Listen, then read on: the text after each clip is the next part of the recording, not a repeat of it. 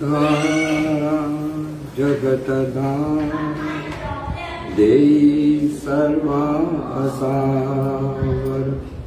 स्वरूपानंदानि चित्तरमो निरंतर काम क्रोधादिकथारा मिळून च अंतरी अखंडित वसोचित्ती तुझ अनंता सर्वांतरी शरीरी गणितानि कन्या पुत्रादि परिग्रही अनासक्त असोचित्त आसक्त त्वदनुग्रही मिळो धन मिळो मान मिळो लौकिक आगळा सोडवी हा परिमद मोह पाशान तुम्ही गळा असो भोग असो त्याग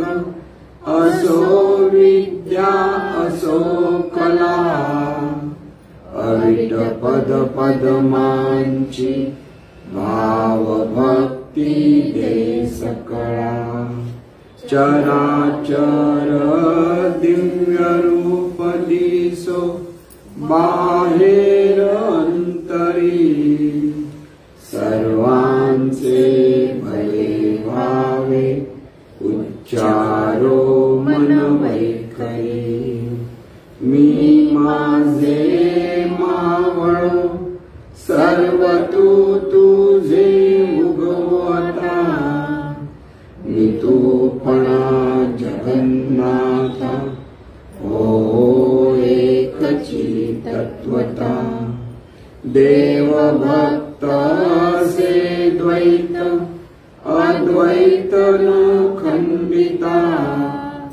दाखवी देवानंता प्रार्थनाही तुलाता सद्गुरुनाथ महाराज की जय। सद्गुरु वैमाऊली मातोश्री यांना प्रथम कृतज्ञपूर्वक वंदन आणि आपण सर्व सद्भक्त सत्श्रोते आपणा सर्वांना आदरपूर्वक नमस्कार। आजचा जो प्रश्न आहे मुक्तीसाठी विवेक कसा जागृत करू शकतो।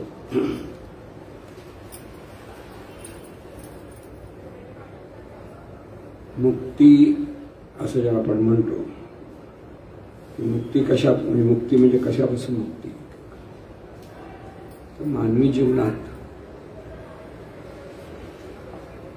देहभावातून प्रत्येक माणूस जीवन जगत असतो आणि या देहभावातून जीवन जगत असल्यामुळे तो देहभावाच्या बंधनात आहे म्हणजे अज्ञानाचं बंधन आहे आणि हे अज्ञानाचं बंधन सुटणं किंवा अंधनाच्या बंधनापासून मुक्त होणं आणि त्या मुक्तीसाठी विवेक कसा जागृत होऊ शकतो ना आपण जागृत करू शकतो। तर इथे सर्वात महत्त्वाचा हा बोध लक्षात ठेवायचा की परमार्थाचं सार एकच ते म्हणजे अनंत चैतन्य स्वरूप एक आहे आणि हे एकच चैतन्य स्वरूप सर्वत्र आहे।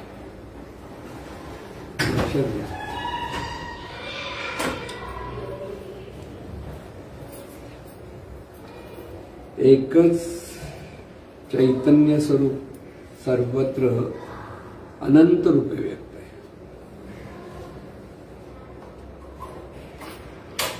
हा जो बोध आहे म्हणजे खरा हा दिव्य बोध आहे की आपण परमेश्वरी शक्ती असं जे म्हणत असतो, ही जी परमेश्वरी शक्ती म्हणजे चैतन्य शक्तीचा विराट सागर आहे. तो म्हणजे हा जो विराट सागर आहे तो पंच ज्ञानेंद्रियाच्या द्वारे जाणता येत नाही. आणि त्यामुळे परमेश्वराला पाहता येत नाही, हे पहिलं लक्षात घ्यायचं. परमेश्वराचं जे मूळ स्वरूप आहे त्याला पंच ज्ञानेंद्रियाच्या द्वारे जाणता येत नाही. म्हणजे डोळ्यांनी पाहता येत नाही, किंवा कानाने ऐकता येत नाही, नाकाने त्याचा गंध जाणता येत नाही,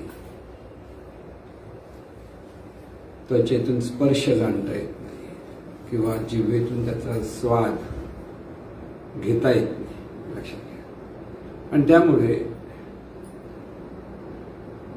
परमेश्वराचं स्मरण सर्वसाधारण माणसाला म्हणजे मूळ जे स्वरूप आहे त्याचं स्मरण सर्वसाधारण माणसाला होत नाही, कारण माणसाला ते करता येत नाही. किंबहुना हे चैतन्य स्वरूपच सर्व विश्वरूपाने प्रगट आहे. मानवी देहाच्या रूपाने प्रगट आहे, पशुपक्ष्यांच्या रूपाने प्रगट आहे, किंवा डोंगर, दर्या, नदी, नाले, समुद्र अगदी सर्व अंगाने ते प्रगट आहे. त्यामुळे विविधता एवढी दिसते की तिथे एकत्व पाहता येत नाही. हा महत्वाचा मुद्दा लक्षात घ्यायचा की परमेश्वर म्हणून हे मूळ स्वरूप आहे. त्या मूळ स्वरूपाचा अनुभव घेणं सर्वसाधारण माणसाला कठीण आहे. त्यासाठी सद्गुरूंच्या ज्ञानाची नितांत आवश्यकता असते. की कोणाला ते पटकन ज्ञान होईल असंही नाही, लक्षात घ्यायचं.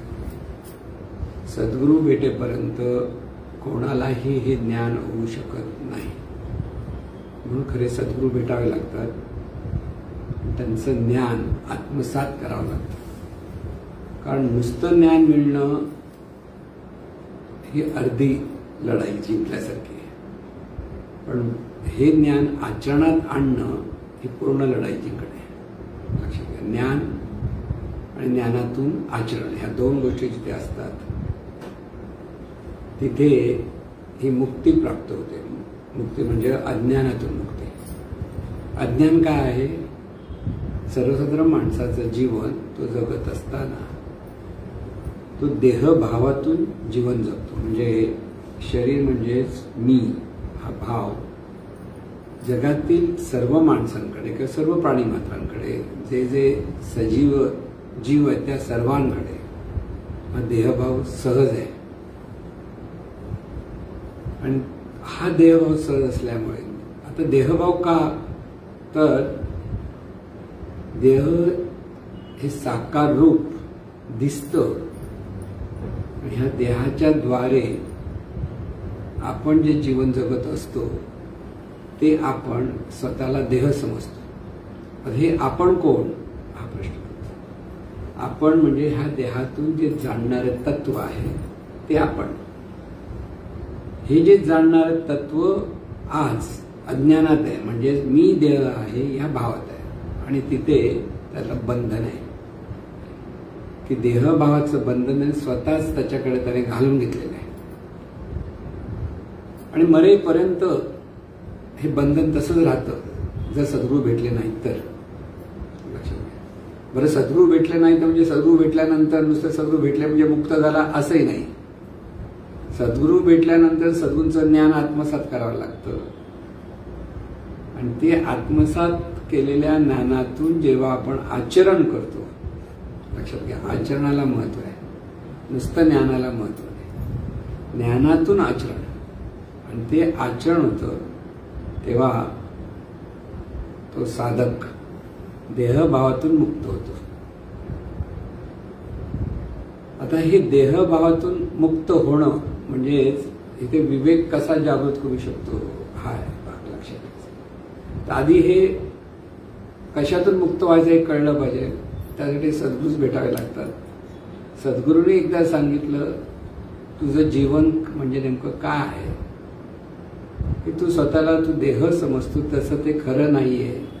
तू ते अनंत चैतन्य स्वरूपच ह्या देहातून कार्यरत राहतं, ते तू आहेस. तत्वम असी हा बोध तिथे सद्गुरू देतात. जे अनंत स्वरूप आहे, जे दिसत नाही, तेच स्वरूप शरीर रूपाने साकार झालेलं आहे आणि त्या शरीरातून जाणीव रूपाने तेच तत्व कार्यरत आहे. शरीर सुद्धा ह्या चैतन्य स्वरूपातून निर्माण झालेलं आहे, म्हणून तेही दिव्य आहे. परंतु हे जे शरीर म्हणून जे रूप आहे ते अशाश्वत आहे, काही काळासाठी आहे. आणि ह्या शरीरातून जाणणारं जे तत्व आहे ते शाश्वत आहे. म्हणजे आपण शाश्वत आहोत. शाश्वत आहोत याचा अर्थ जाणं आणि येणं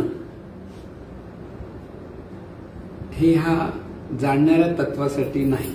जाणं येणं हा जो नियम आहे, म्हणजे जन्माला येणं आणि मृत्यू, हे शरीरासाठी आहे. शरीरातून जाणणाऱ्या तत्वाला जन्मही नाही आणि मरण नाही. आता हे ज्ञान लक्षात घ्यायचं. विवेक जागृत करण्यासाठी ह्या ज्ञानाचं चिंतन म्हणून चिंतन साधना म्हणतो आपण त्याला. त्याचबरोबर एकांत साधना आणि आचरण, तीन गोष्टी जेव्हा एकत्र येतात तेव्हा हा विवेक जागृत होतो. विवेक म्हणजे परत लक्ष, विवेक काय, जे एकच स्वरूप आहे, विश्वात जो एकच एक आहे, त्या एकच एकाचं स्मरण होणं, त्या स्मरणातून जीवन जगणं म्हणजे विवेक. की चैतन्य स्वरूप एकच आहे आणि हे एकच अनेक रूपाने प्रकट आहे, आणि हे आपल्या लक्षात येत नाही, ते कळत नाही. इथे जे अनेकत्व आहे, म्हणजे निरनिराळे देह दिसतात, ते देह अनेक आहेत कारण ते साकार रूपात आपल्याला वेगळे वेगळे वेगळे सगळे देह दिसतात.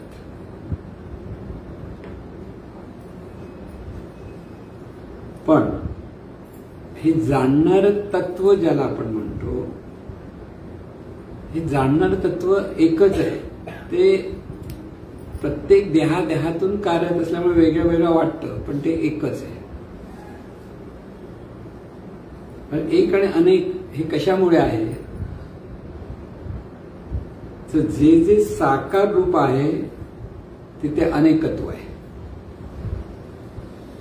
लक्षात घ्या मी काय म्हणतो. आणि जे जे निराकार आहे ते एक आहे. याचा अर्थ आता समजावून सांगू. लक्षात घ्या, ज्या वेळेला आपण रूप पाहतो, म्हणजे साकार रूप पाहतो, तर हे साकार रूप दिसतं, ते साकार रूप दिसतं. म्हणजे पशु पक्ष्यांची रूप, माणसाची रूप, माणूस म्हटलं तर तिथे विविध देह आहेत, त्यामुळे तिथे वेगवेगळी रूप, हे साकार रूप आहेत. ते अनेकत्व आहे. अनेकत्व असल्यामुळे काही गोंधळ नाहीये, पण अनेकत्वात जो दुजेपण येतो तिथे गोंधळ आहे. दुजेपण म्हणजे तुझं माझं हा जो बोध तिथे सुरू होतो, किंवा भेदभाव. आणि भेदभावामध्ये शिष्ट कनिष्ठ हा भाव असतो.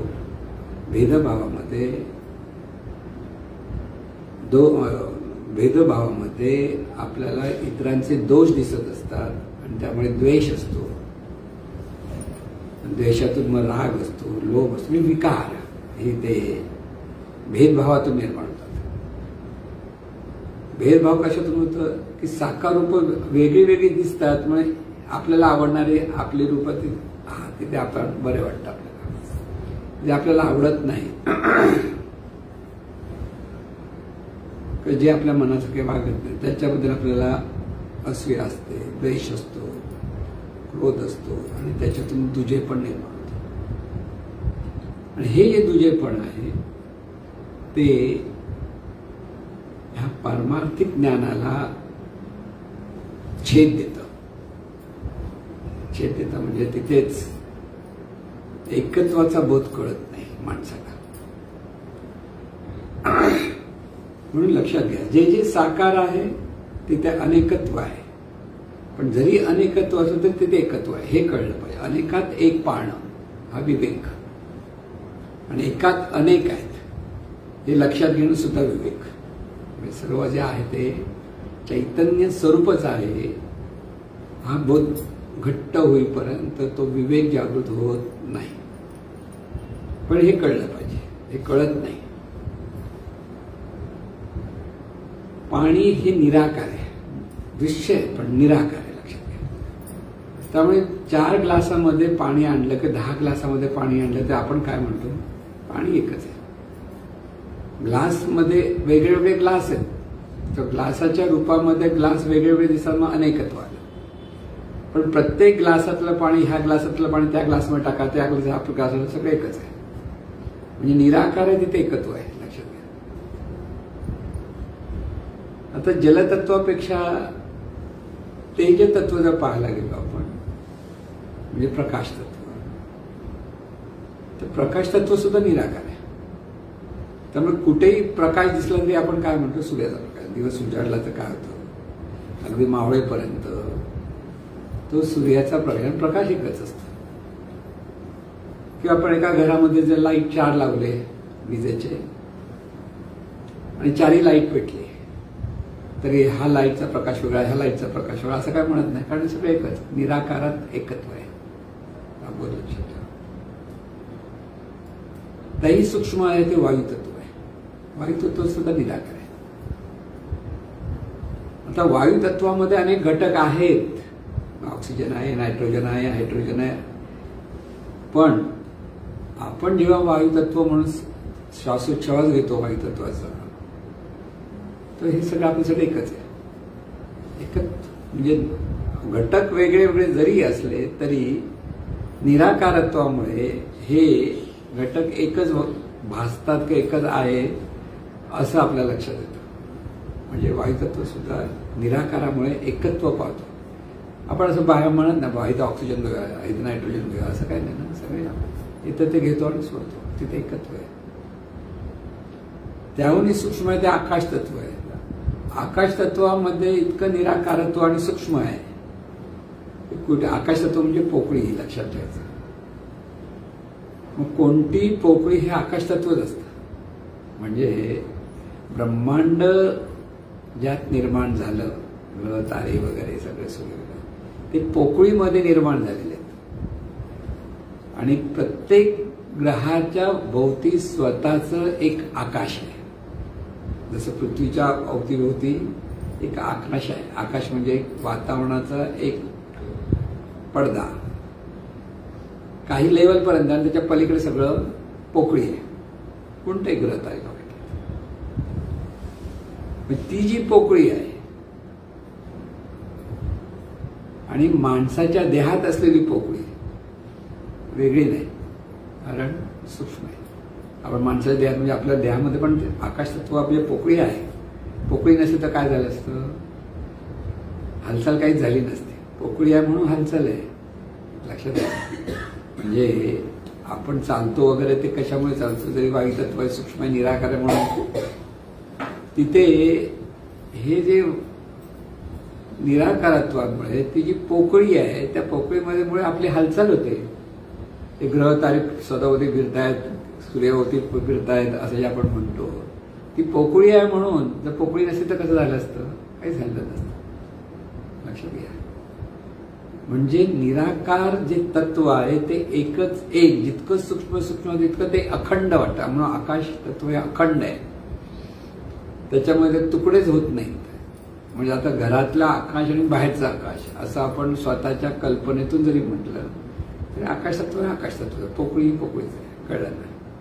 आणि त्याहूनही जे सूक्ष्म आहे ती सूक्ष्म म्हणजे चित्ताकाश. आणि चित्ताकाश म्हणजे जाणणारं तत्व, लक्षात. चित्त म्हणजे जाणणं. हे जे जाणणारं तत्व जे ह्या आकाशालाही व्यापून आहे,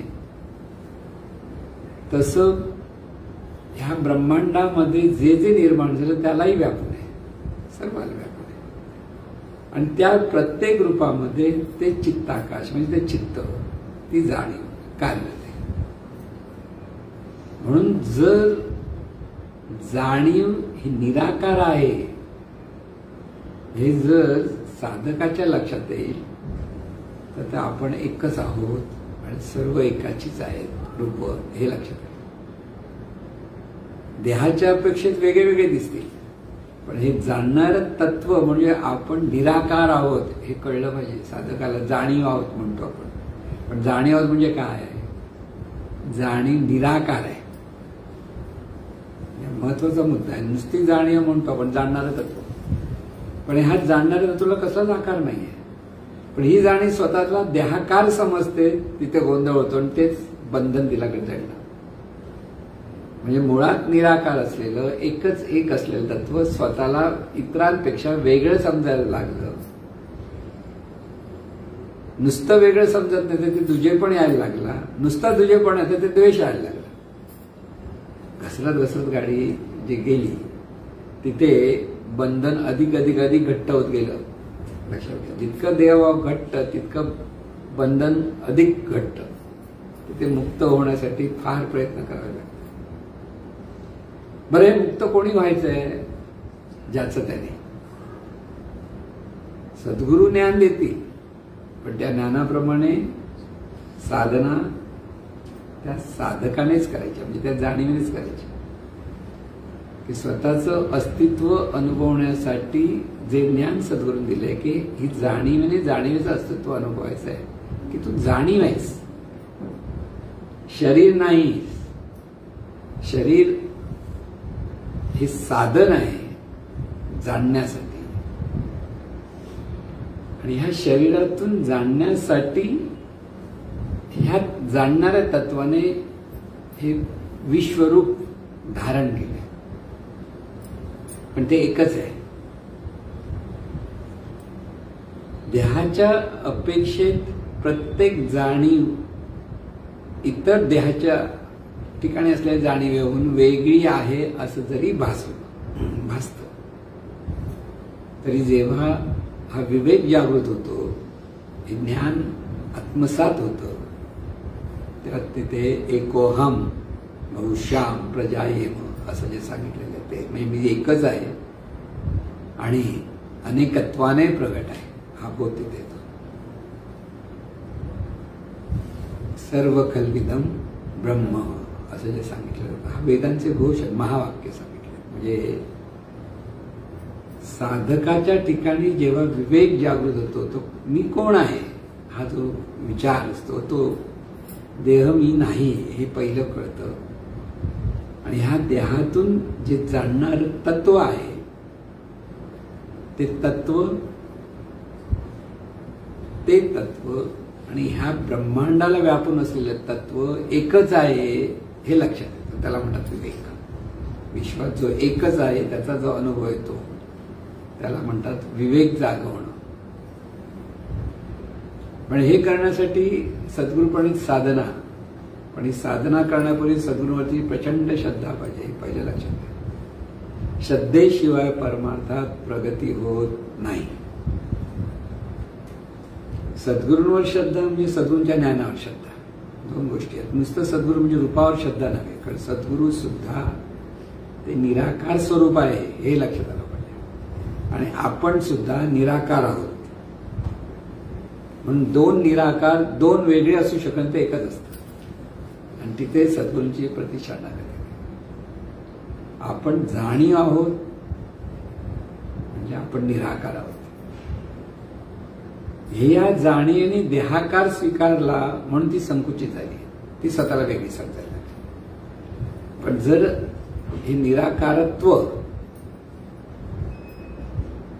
व्यवस्थित जाणीवेत प्रगट झालं की त्या निराकाराचं अनुभव ह्या जाणीवेला लक्षात यायला लागला की तिथे विवेक जागृत होतो. म्हणून साधना त्याचबरोबर चिंतन साधना, त्याचबरोबर सद्गुरूंचा संघ किंवा संत संघ आणि या संत संघाबरोबर ह्या ज्ञानाची चर्चा. संत संघ कशाला, सद्गुण संघ कशाला, तर ज्ञानाची चर्चा व्हायला.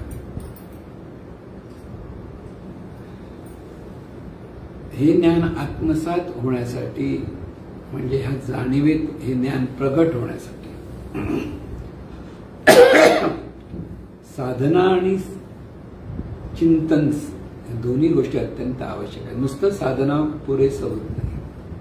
साधनेने मन शांत होतं, स्थिर होतं, पण ज्ञानाने पुन्हा पुन्हा त्या ज्ञानाच्या चिंतनातून मनाचं परिवर्तन दिव्यत्वामध्ये प्रगट होतं.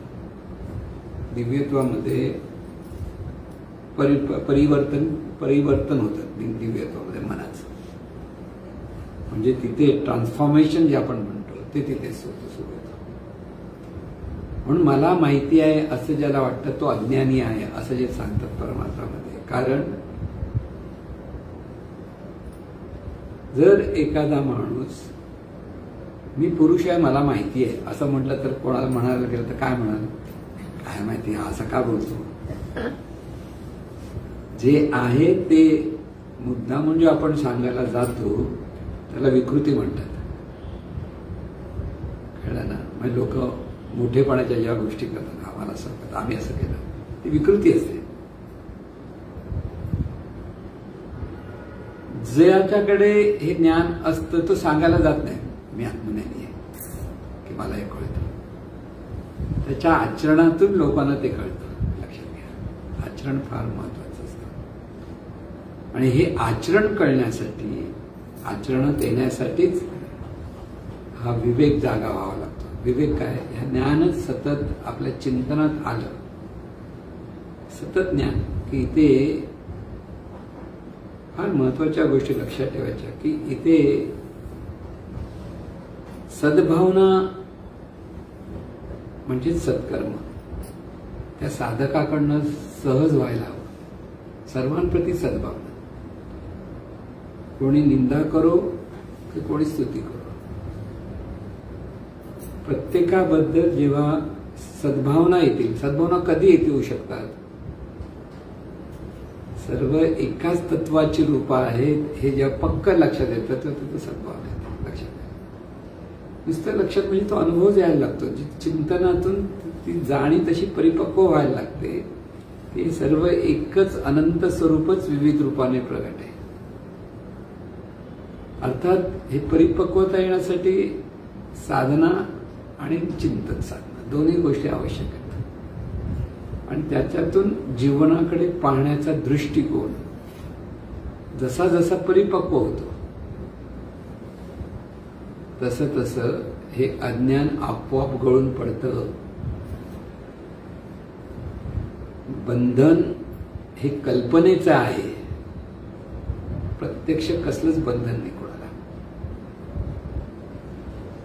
कल्पनेतून मी देह आहे हे बंधन या जाणीवेने स्वतःलाच घालून घेतलेलं आहे. त्यामुळे ते बंधन त्या जाणीवेने स्वतःच सोडवायचं आहे. लक्षात घ्या, म्हणजे दुसरा कोणी सोडू शकत नाही. कारण ते बंधनानंतर काय सोडणार. बघायला गेलं तर कोणालाच बंधन नाहीये.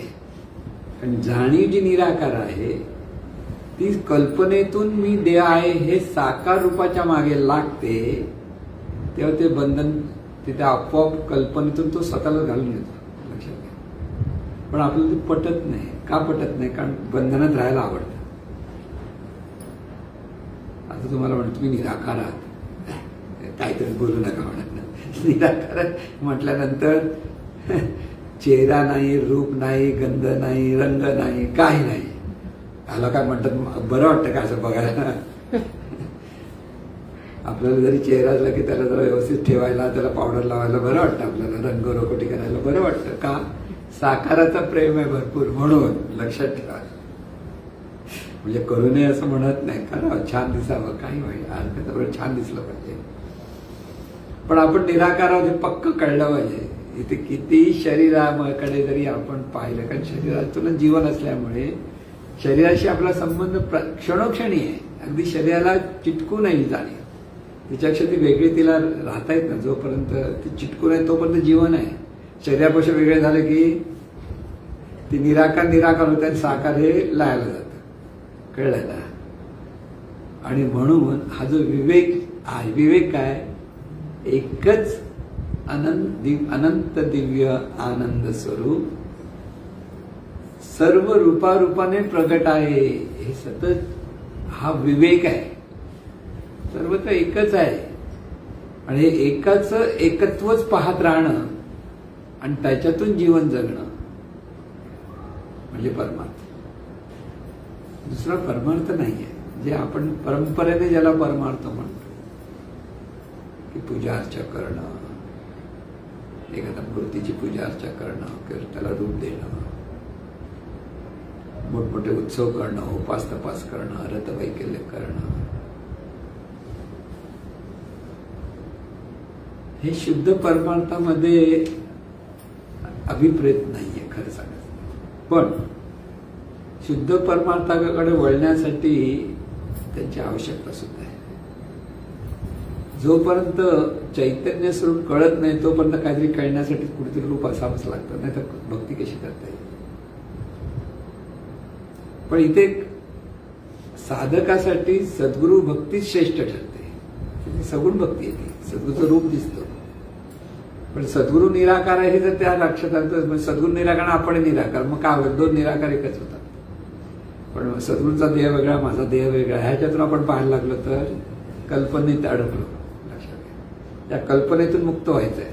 कल्पनेतून मुक्त व्हायचं काय? हे जे जाणणारं तत्व आहे ते निराकार आहे. सद्गुरु भक्तीतून त्या निराकाराचीच भक्ती आपण करतो. म्हणून निराकाराशी एकरूप होणं म्हणजे पूर्ण शरणागती. तिथे मी वेगळा नाहीये, मी म्हणून कोणच वेगळा. जे आहे ते सगळं सद्गुरूंचं आहे. जे आपण जीवन जगतो ते सद्गुरूसाठी जीवन जगतो. निराकार स्वरूपाच्या स्मरणात सद्गुरूंचं स्मरण जर केलं तर ते एकच एक आहे आणि अनंत विश्वाला व्यापून असलेलं जे अनंत स्वरूप आहे आणि शरीराला व्यापून किंवा शरीराअंतर्गत असलेलं हे जे जाणणारं तत्व आहे ते एकच आहे. तिथे वेगळं पण काहीच नाहीये. कळलं ना? पण हे एकच पण कळायला, एक पण कळणं म्हणजे विवेक जागवणं. लक्षात घ्या, हे एक पण जोपर्यंत कळत नाही तोपर्यंत विवेक जागा झालेला नाही. आणि जोपर्यंत विवेक जागा होत नाही तोपर्यंत देहभाव आहे. विवेक जागा म्हणजे देहभावच बाजूला होणार. कारण देहभाव ही कल्पना आहे हे साधकाला प्रथम कळलं पाहिजे. आपण कल्पना केलेली आहे. जशी लहान मुलं भातुकलीचा खेळ खेळतात, त्यावेळेला भातुकलीच्या खेळामध्ये बाऊला बाऊलीचं लग्न वगैरे लावतात, कुरमुरे दोन अगदी मोठा उत्सव साजरा करतात. हे कल्पनेतून खेळत असतात. थोड्या वेळानं आईने बोलवलं, बाबाने बोलवलं, लगेच आपली भाऊला बाऊली घेऊन दोघं आपापल्या घरी जातात. सगळं संपलं. तितकाच देहभाव काल्पनिक आहे. आई भातुकलीचाच खेळ खेळतो पण कळत नाही आणि खेळता खेळता मरतो. कळलं की नाही? त्यामुळे ते बंधनात आहे. असं तर मग किती वेळा जन्म यावे, किती वेळा व्हावे फजित, असं जे सांगितलं जातं. म्हणून शुद्ध परमार्थ हा खऱ्या सद्गुरूंकडे आल्यावरच त्याचा संबंध येतो. नाहीतर लोक कल्पनेतूनच देवाची भक्ती करतात, कल्पनेतून परमेश्वराची भक्ती करतात आणि कल्पनेतच जीवन जगतात. आजच्या काळामधली जी मुलं आहेत ती मोबाईलवर जे गेम खेळतात, बरेच लोक गेम खेळतात आणि कल्पनेतून खुश होतात. जिंकले, हरले, जिंकले, हरले. बरोबर, कल्पना. अरे काय जिंकलं, इकडे एक बटन दाबलं, एक बटन दाबलं, एक बटन दाबलं. मोठी माणसं म्हणू शकतात. मध्ये फार काही वर्षापूर्वी फार्म काय रात्र रात्रभर खेळायचे लोक. एवढी एक जागा आहे बघा माझी, एवढी एक कसली. अरे म्हटलं एवढ्या म्हणजे या देशामध्ये, त्या देशामध्ये, त्या देशामध्ये मस्त आहे की कल्पनेतून खेळतात. अरे बापरे, आज माझ्याकडे एवढी जमीन आहे, एवढी जमीन आहे, एवढी जमीन आहे. हा गेम संपला. कुठची कुठे जमीन आहे, कुठे काय. कल्पनेतून माणूस खुश होतात, कल्पनेतून जीवन जगतात. म्हणून मी म्हणतो ना, तो बाहुली तर पूर्वीचा खेळ, पण आताच्या काळात तरी हा खेळ खेळतात ते काही सगळे कल्पना आहेत. आणि त्या कल्पनेत रममाण व्हायला लोकांना आवडतं. लक्षात घ्या, त्याच्यात मनोरंजन म्हणतात. आपण पिक्चर बघतो म्हणजे मग काय बघतो, ते काल्पनिक माहिती आपल्याला, ऍक्टिंग करतायत. अरे हा मारतोय, आपणही मारतोय, ह्याला मारलंच पाहिजे, ह्याला असंच केलं पाहिजे. सगळं कल्पना. पिक्चर संपला, थोडा वेळ सगळं गेलं. आपले जीवन सुद्धा आपण काल्पनिक करून ठेवलेलं आहे. त्यामुळे आपण बंधनात आहोत, हे लक्षात ठेवा. आणि हे बंधन सुटलं पाहिजे. तू चैतन्य स्वरूप आहेस, तू निराकार स्वरूप आहेस, तू जाणीव स्वरूप आहेस. म्हणून हे जाणणार तत्व ते एकच एक आहे खरं बघायला. म्हणून सर्वांप्रती आपलेपणा. कोणी कुठेही असो, जगातला कोण आहे, तो ट्रम्प पण आपलाच आहे, तो रशियाचा पुतीन पण आपला, आणि तो कोरियाचा कोण आहे, चँग चुंग कोण आहे, तो हा किम जॉंग. बघा, त्यांना बरोबर माहिती, तोही आपलाच. दिसायला राष्ट्रापेक्षा साकार रूपात सगळे वेगळे आहेत, पण जाणणाऱ्या तत्वाच्या अंगाने बघितलं तर आपण सगळे एकच आहोत. आपल्याच एकाची सगळे विविध स्फुरणं आहेत. एकाच समुद्रात असलेल्या अनेक लाटा आहेत.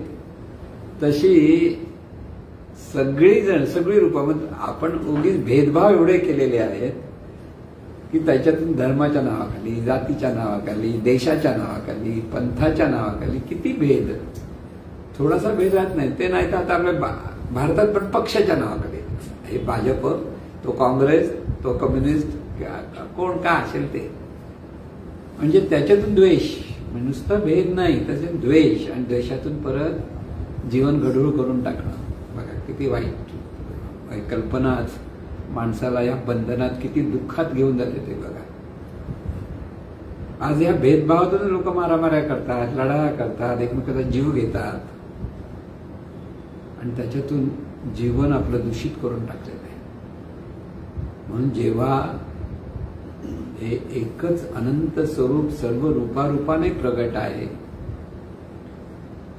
हा बोध किंवा तो बोध आत्मसात होतो तेव्हा विवेक जागृत होतो. शाब्दिक असतो तेव्हा ते ज्ञान आहे, शाब्दिक ज्ञान. पण ते आत्मिक होतो तेव्हा असतो तो विवेक असतो. म्हणून परमार्थामध्ये विवेक जागृत होतो. म्हणजे निराकारत्वातून सर्व एकच आहे हे लक्षात येणं, आणि त्याच्यातून जीवन जगणं म्हणजे विवेक जागृत होतो. आणि अनेकत्वाच्या अंगाने जगण्यासाठी शहाणपणाची आवश्यकता असते. विवेक आणि शहाणपणाच्यातला तो फरक आहे. विविध रूपाने हे एकच स्वरूप प्रगट आहे, पण ते विविध रूप व्यवस्था रूपाने प्रगट आहे, म्हणजे विशिष्ट नियमाने प्रगट आहे. आणि त्या विविधतेतला आनंद जेव्हा आपण घ्यायला लागतो तेव्हा असतं ते शहाणपण. विवेक आणि शहाणपण दोन्हीकडे आनंद घेता आला पाहिजे. नुसता समुद्र नुसता अथांग पसरलेला आहे, छान आहे, का वाईट आहे असं नाही म्हणत, पण तिथे लाटा ज्यावेळेला उचलून वर येतात ना, त्याच्यातला आनंद घेता येतो. आम्ही केरळला गेलो होतो एकदा सगळी माणसं, आणि सगळ्या लाटा बघायला जवळ गेलो, आणि एवढी मोठी एक लाट आली त्या खरडेमध्ये पडल्या. लाटेमध्ये किती जोर असतो तेव्हा त्यांना कळणार, एवढाच जोर असतो, कारण लाटच एवढी अगदी अंगावर आली, पटकन कळलं नाही आम्हाला एवढी मोठी लाट कशी आली. पण एवढ्या मोठ्या लाटेचं म्हणजे एकच समुद्र जो साधा सरळ सरळ वाटतो ना, त्या स्फुरणामध्ये, त्याच्या विविधतेमध्ये तो आनंद घेता येतो. लक्षात घ्या. म्हणून माणसं अनेक दिसली तर तिथला आनंद घेता आला पाहिजे की ते एकाचीच सगळे रूप आहे. म्हणून तो विवेक आहे. एकत्व लक्षात आलं की विवेक, आणि अनेकत्वाच्या अंगाने त्याचे नियम लक्षात ठेवून जीवन जगतो तेव्हा शहाणपण. आणि काय वाघ आहे, एकच आहोत आपण, पण वाघ वाघाच्या ठिकाणी, आपण आपल्या ठिकाणी. हे शहाणपण पाहिजे ना, तो आहे चल तोंडात गेलाच म्हणून समजा परत एकच होऊन जाणार, तोंडात गेलं की दुसरं पुढे उडणार, कळणार ना. ते शहाणपण आहे. मग तू वाघ आहेस, तू वाघाच्या तुझ्या राज्य जिथे जग तुझ्या त्या जगामध्ये तू सुखी राहा, आम्ही आमच्या जगामध्ये सुखी राहू, एवढं कळलं पाहिजे. पण हे माणसाला कळत नाही. मागायच्या अपेक्षा माणसाच्या अपेक्षेतच तुझे पण एवढा पकडतात की तिथे तुझं माझ्या ह्याच्यामध्येच भांडण तंट्यामध्येच अडकलेले असतात सगळे. ते एकच आहे, ते अनेक आपण आहोत. त्याच्याला आनंद जो घ्यायचा असतो की एकाचे अनेक आहेत. काही आपली 5 बोटं वेगळी वेगळी आहेत, पण ही 5 बोटं एकत्र येतात ते अनेकत्वामुळे एकत्र येतात. म्हणजे 5 बोटं वेगळी म्हणजे अनेकत्व, ते एक झाले की एकत्व. 5 बोटं काम करायला लागलं एकत्व आलं. म्हणजे अनेक म्हणजे वेगळे पण नाही तर एकत्वाचा आनंद घेण्यासाठी जे निर्माण झालं त्याला अनेकत्व म्हणतो. म्हणून साकारात अनेकत्व आहे, निराकारात एकत्व आहे. हा बोध जर लक्षात आला तर आपण एकच आहोत. इथे वेगळेपण काहीच नाहीये, पण वेगळेपण बंधनात आहे. आणि जो मुक्त होतो तो एकच एक म्हणून सर्वत्र आनंदाने सर्वांशी आपलेपणाने वागायला लागतो. त्याला आनंद असतो. खरा आनंद तिथे आहे. एकत्वातून पाळण्यात आनंद आहे आणि दुजेपणात दुःख आहे. लक्षात ठेवा, दुजेपणामध्ये दुःख आहे की दुजेपणामध्ये द्वेष येतो किंवा दुजेपणामध्ये आसक्ती येते. माझी माणसं म्हटलं आणि तिचं लांब जायला लागलं की मला वाईट वाटतं, कारण ती आसक्ती आहे. कुठेही जगाच्या पाठीवर असलं तरी आपण एक आहोत हे जर लक्षात आलं तर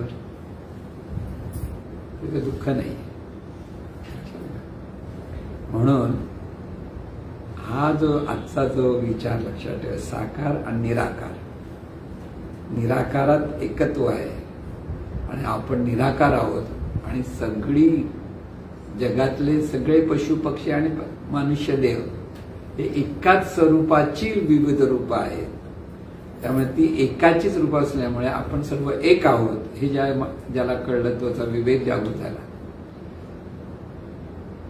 पण एकाला पण उपयोग होत नाही ना, सगळ्यांना कळलं पाहिजे. एकाला कळलं तर ओके, काही लोक त्याचं ज्ञान घ्यायला उभे राहतील, पण बाकीच्यांना ते कळतच नाही, ते त्याचा द्वेषमत्सरच करत बसतील. असंही होतं ना. म्हणून संतांचा द्वेषमत्सर करणारेच जास्त दिसतात. तुकाराम महाराज आले, त्यांचा द्वेषमत्सर केला. ज्ञानेश्वर माऊली त्यांचा द्वेषमत्सर केला. म्हणजे संतांचं संतत्व हे अज्ञानात असलेल्या किंवा बंधनात असलेल्या माणसांना कळत नाही आणि त्यामुळे ते अधिक अधिक बंधनातच गुंतत जातात. पण जेव्हा त्यांना जर त्या संतांचं महात्म्य कळेल तेव्हा तेही त्यांच्यासारखे व्हायला तयार होते. तिथे त्यांचा अभ्यास ते करायला होतो, त्यांच्याकडे विवेक जागृत होईल. म्हणून जग हे असंच चाललेलं आहे.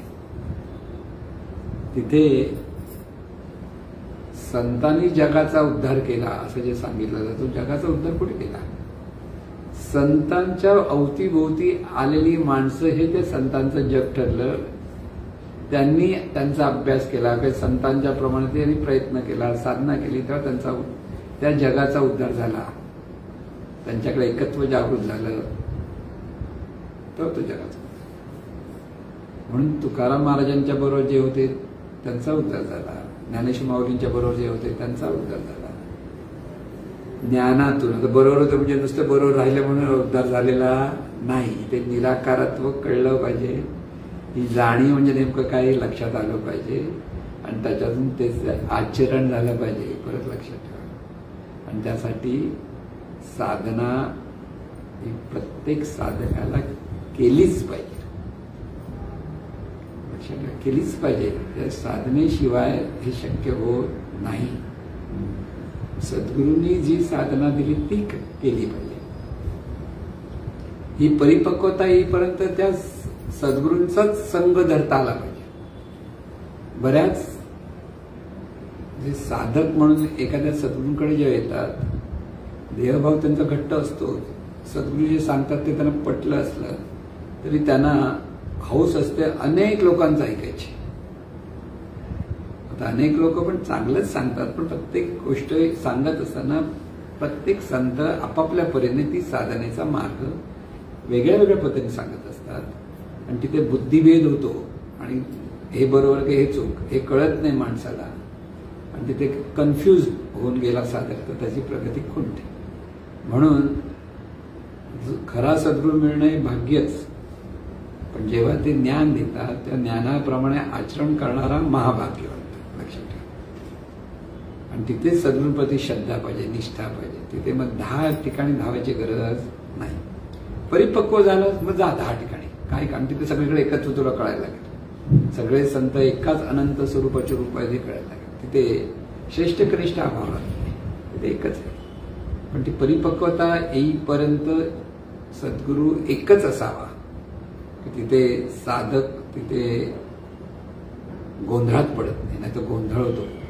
एखादा सद्गुरू विचाराच्या अंगाने साधना कशी करायची सांगतात, तर दुसरे सद्गुरू एखाद्या नामस्मरणाच्या अंगाने कशी साधना करायची सांगतात. मग हे करू की ते करू असा गोंधळ होतो. म्हणून सद्गुरू हा एकच असावा. त्यांचं ज्ञान जेव्हा त्या शिष्याच्या ठिकाणी आत्मसात होईल आणि त्याला तिथे हा विवेक जेव्हा जागृत होईल तेव्हा त्यांनी पाहिजे तर त्याला गरज राहणार नाही खरं म्हणजे. पण तरी पण विविधतेतला आनंद जर पाहायचा तर त्यांनी सगळीकडे जाऊन पाहावं. मग ते सद्गुरू पण तेच सांगतायत, फक्त मार्ग वेगळा आहे हे कळतं. म्हणून आपल्याला शिकवलेला साधना ज्या सद्गुरूंकडे आपण आहोत तिथे शिकलेली साधना त्या शिष्याने करत राहणं हे त्याच्यात. त्यासाठी दुसरीकडे धावायची गरज नाही. ते परत बरेच लोकांचा गोंधळ होतो. त्यांनी हे सांगितलं आणि सांगितलं. मला आठवतं सद्गुरू आपले ज्यावेळेला या साधना वगैरे शिकवत असायच्या तर काही साधक दुसऱ्या मोठ्या सद्गुरूंची पुस्तकं घेऊन यायची. आत्मज्ञानाची गुरु केली म्हणून पुस्तक होती, खूप छान आहे, त्यात काही वाईट असं नाही. पण त्यांनी जो मार्ग सांगितलेला आहे आणि सद्गुरू पैमावली जो मार्ग सांगितला त्याच्याला फरक होता, पण तो गोंधळात पडायचा. तिथे जर साधना जर बरोबर कळली ना तर हे असं सांगताना सद्गुरू आपले असं सांगतात, म्हणजे सांगण्याचा कसा प्रकार होता. त्या आत्मज्ञानाच्या गुरुकेलीमध्ये स्थूल देह, सूक्ष्म देह, कारण देह, महाकारण देह अशी विभागणी. पैमावली कधीही त्याबद्दल बोलत नव्हते. स्थूल देह आहे त्याच्याबद्दल त्यांचं विवेचन होतं. आपल्याकडे ते सांगणं की पाहणारं कोण आहे हे पहा. तिथे स्थूल देह सूक्ष्म देह इथे जाणार. मग तिथे त्यांचं वर्णन कसं होतं, स्थूल देहातून तुम्ही सूक्ष्म देहाकडे गेलात, मग सूक्ष्म देहाकडून कारण देहाकडे गेलात, कारण देहामध्ये कुठे काय कळत नाही, मग आता कोण आहे बघायला लागला, मग महाकारण देह जाऊ. हे नवीन साधकाला कळण्याच्या पलीकडे आहे. जे परिपक्व होतं त्यांना ते कळू शकतं. पण नवीन साधकाने जर तिथे गोंधळ कसा होतो ते सांगतो. सद्गुरू आपले फक्त डोळे बंद करून कसं पाहायचं ते शिकवायचे. आणि ह्या विचाराच्या लेवलला हा महाकारण देह म्हणजे हे चैतन्यच आहे हा भाव तिथे जागृत होतो. त्याच्याशिवाय दुसरं काहीच नाही. तो महाकारण देह. महाकारण देह म्हणजे तो दिव्य विचार, त्या ठिकाणी ही जाणीव, हा महाकारण देह. म्हणजे मार्ग किंवा मार्गदर्शनामध्ये फरक आहे. मुद्दा सांगतो कसं आहे, दोन सद्गुरूंकडे त्यांनी बरोबर सांगितलं, चुकीचं सांगितलं असं नाही, पण त्यांचा तो मार्ग आहे, त्यांची ती शब्द भाषेचा तर फरक आहे. सद्गुरूंनी अगदी सोपं सांगितलंय. लोकांना काय आपण डोळे बंद केले, हे बघूया, हे पण आणि हे पण. तुका दोन्हीकडे चोख असं म्हणतात ना, की इथे आपल्याला काही हातात मिळणार नाही. इथे म्हणून साधक नेहमी लक्षात ठेव, त्याने जिथे श्रद्धा आहे, निष्ठा आहे, खात्री आहे आपल्याला की आपल्याला सद्गुरू बरोबर घेऊन जाणार, तिथे त्या सद्गुरूंच्या पुढे निष्ठा पाहिजे. तिथून हलायचं नाही हे परत लक्षात. परमार्थामध्ये निष्ठा फार महत्वाची ठरते. म्हणून इथे साधकाने खूप सावध राहावं लागतं. आणखीन एक महत्वाची लक्षात घ्यायचं की आचरण आपलं शुद्ध होतं की न होतं, इथे निरीक्षण परीक्षण ही साधना आहे.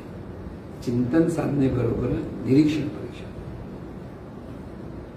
आपल्याबद्दल जेव्हा एखादी व्यक्ती काहीतरी बोलत असेल तर तिथेच त्या बोलण्याचा अर्थ आपल्याला व्यवस्थित समजून घेता आला, ते रागवायचं नाही, वाईटी वाटून घ्यायचं नाही, तर तिथे वेगळेपणाने ते काय म्हणतायत त्याच्यात खरोखर काहीतरी अर्थ आहे हे पाहता आलं पाहिजे. पण ते समजा टीका केली, वाईट वाटायचं काहीच कारण नाही. कारण इथे आपल्याला निरीक्षण परीक्षण करून स्वतःला सुधारायचं आहे हे लक्षात घ्यायचं. विवेक हा आपल्या प्रत्येकाच्या ठिकाणी जागृत व्हावा लागतो. साधकाच्या ठिकाणी जागृत होण्यासाठी त्याला बाह्य जगाशी संबंधित होताना कशातही आसक्त व्हायचं नाहीये. सतत एकच चिंतन आहे की एकाच स्वरूपाची सर्व रूप आहेत, म्हणून सर्व एकच आहे. ह्या भावातून सर्वांप्रती करुणा आपल्याकडे असली पाहिजे. आपलेपण. जसं तुकाराम महाराज म्हणायचे ना, तुका म्हणे एका देहाचे अवयव सुख दुःख जीव भोग पावे. म्हणजे ही सगळी रूप एकाच विश्व रूपी देहाचे अवयव आहेत. ते विश्व म्हणजे प्रचंड देह आहे आणि त्याच्यातली ही सगळी रूप त्याचे अवयव आहेत, त्याची अंग आहेत. आणि त्या स्वरूपाची सगळी रूप आहेत आणि त्याच्यातून एकत्वाने पाहता आलं तर त्यामुळे आपले हात आहेत, आपले पाय आहेत, त्या एकच आहेत. एकत्व पाहतो ना आपण की पाय वेगळा, हात वेगळा, डोळे वेगळे, रूपाच्या वेगळे वेगळे आहेत. पण जाणणाऱ्या तत्वाच्या अपेक्षेत ते एकाचे आहेत. त्या जाणणाऱ्या तत्वाची सगळे अवयव आहेत, साधन आहेत. अवयव म्हणजे साधन आहे. तसं आपल्याला जीवनाकडे एकत्वातून पाहता येण्याचा अभ्यास केला पाहिजे. म्हणून कोणाही जीवाचा न घडो मत्सर वर्म सर्वेश्वर ही परमार्थामधली साधकासाठी मार्गदर्शक तत्व आहेत. किंबहुना तुकाराम महाराज पण तेच सांगायचे, विष्णुमय जग वैष्णवांचा धर्म भेदाभेद भ्रम अमंगळ कोणाही जीवाचा न घडो मत्सर वर्म सर्वेश्वर पूजनाचे तुका म्हणे का देहाचे अवयव सुख दुःख जीव भोग पावे. विष्णुमय जग, जग विष्णुमय म्हणजे चैतन्यमय आहे. चैतन्यमय म्हणजे जाणीव स्वरूप आहे. स्पष्ट लक्षात घ्या. जाणणारं तत्व प्रत्येक ठिकाणी, मुंगीच्या ठिकाणी जाणणारं तत्व आहे, हत्तीच्या ठिकाणी सुद्धा आहे आणि मनुष्याच्या ठिकाणी सुद्धा, सर्व प्राणी मात्र.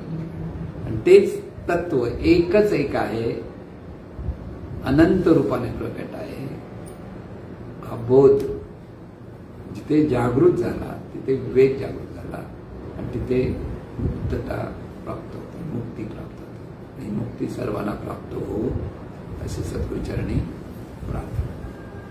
ईश्वरा सर्वांना चांगली बुद्धी दे, आरोग्य दे, सर्वांना सुखात आनंदात ऐश्वर्यात ठेव.